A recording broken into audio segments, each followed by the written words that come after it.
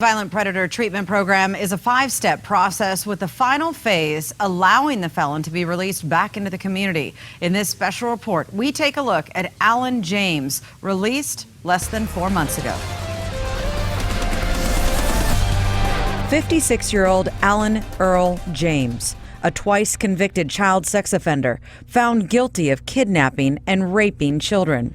He served a portion of his sentence, and now he's part of the conditional release program and lives in this home paid for by taxpayers. He's listed on the district attorney's website as a sexually violent predator.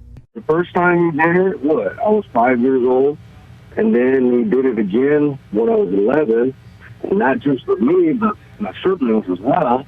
Police reports show in graphic detail years of sexual abuse committed by James. The victims, from 4 to 11 years old, detail multiple times he made me pull my pants off, perform oral sex, lay on our bellies, and were raped or sodomized. One incident happened the night before Christmas. He used threats of violence to keep the children quiet. As a child, you don't understand what's going on. You don't, you just know that something feels wrong, but you don't know what, and you don't know what to do. In 1981, James agreed to a plea deal for 1 count of lewd act upon a child and was sentenced to 3 years probation and 180 days in jail. The crimes against the 2 male children were not included in this deal and dissolved. And, it's unbelievable. Oh my God. I can't believe this is actually happening.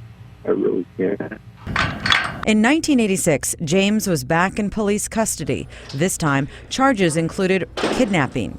Court documents show he would pose as an officer in order to lure a child inside his van. James was convicted of multiple sex crimes involving children, unlawful sexual intercourse, unlawful touching, and kidnapping for the purpose of child molest. The victims in this case were all minors once again, and the crimes all happened in San Diego County. James was sentenced to 28 years in prison. After serving 13 years in prison, he was civilly committed to a state hospital and labeled as sexually violent predator. These changes were possible after the Sexually Violent Predator Act was passed in California. James begins a treatment program learning how to manage his urges. The program is funded by the state and costs more than $200,000 per year per patient. Now, while in this program, convicted sex offenders are no longer called inmates, they are now patients through a process called civil commitment. A civil commitment is a legal process for people who have symptoms of a severe mental disorder. They're ordered by the court to receive treatment at a hospital. A civil commitment also allows patients to petition the court for release. At that point, authorities review doctors' testimony. The judge relies often on the testimony of experts and reports. So someone does what we call a sexually violent predator evaluation, where they interview the person, and often there are some standardized tests that are given, and they basically help rate their actuarial tools. They help rate the level of risk. 3 times from 2014 to 2017, the district attorney's office opposed James's petition for release. Then in 2018, James petitioned again and this time was approved for release. He now lives in Jacumba Hot Springs, about a mile from the city's community center. This is a conditional release, so James must wear an ankle monitor as well as attend meetings and counseling. He's not being allowed to drive, so a chaperone has been assigned to him for an undetermined amount of time. Cost of his living conditions and monitoring is estimated at more than $600,000 for the year, all depending on how long the chaperone is assigned. These conditions are set up by a program officials use to determine if the program has been successful or not. But experts say their system is not foolproof. There are cases where people come out and they don't commit another crime.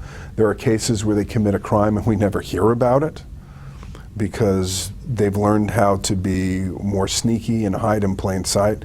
And there are cases where they come out and they commit a crime and it's discovered and it happens again and the experts were wrong. So that's the nature of the decisions that we try to make.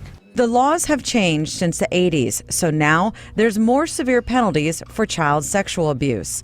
By today's standard, James could have received life in prison for his crimes.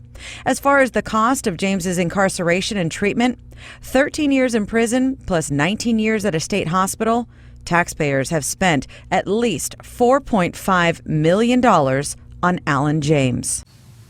Now, so far I've been told James has not violated any terms of his release. The 24-hour chaperone is gone, but he still wears an ankle monitor, which is responsible. His responsibility is to make sure it is charged and on at all times. Now, critics say the cell service is spotty in Jacumba Hot Springs, so the tracking device often fails.